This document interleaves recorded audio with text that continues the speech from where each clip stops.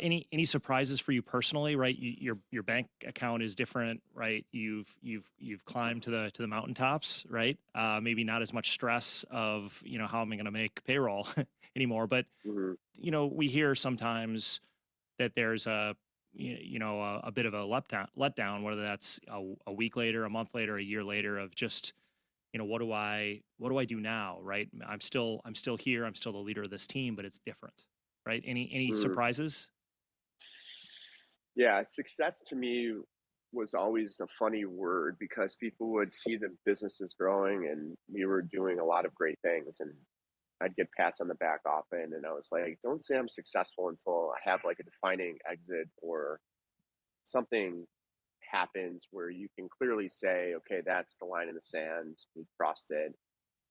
Because up until that point, I believed anything could have happened where it could have been disrupted very quickly. That sale could have fell through, the could have mismanaged cash flow, you name it, like something could happen any day. So don't cash your chips too early, right? So I was a big believer in that. What I found surprising is that after I sold, I still had that feeling. I still had the feeling of, man, this is what it feels like, and there was just like this something missing still. And I thought I would feel much more fulfilled in that. Yeah, I'm an entrepreneur. I just did these amazing things, and now I could just feel great. Um, and sure, I had those feelings early on, like in the day that we closed, and I was on cloud nine, as many founders are. But then, as time went on, especially a month, two later, and beyond, it that feeling wears off, and then you start to think about like your why in life. Like, okay, well, why am I doing this? Like what am I gaining now that I didn't have before? And you realize that money has far less to play in happiness than you could have ever imagined. You hear that, but you don't realize it until you actually go through it.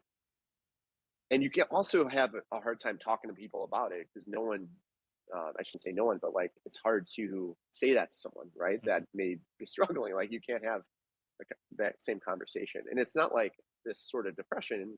It's just like more of like, okay, what's next? I'm on this mountain. So that's when I started to look at health, and I started to look at my family, and I started to look at these other things that I think play a crucial component in life that I neglected so much when building this business. I mean, I was at one point 245, 250 pounds, out of shape, so stressed out that I thought was going to have a heart attack. And my family history, we have a lot of heart issues at young ages.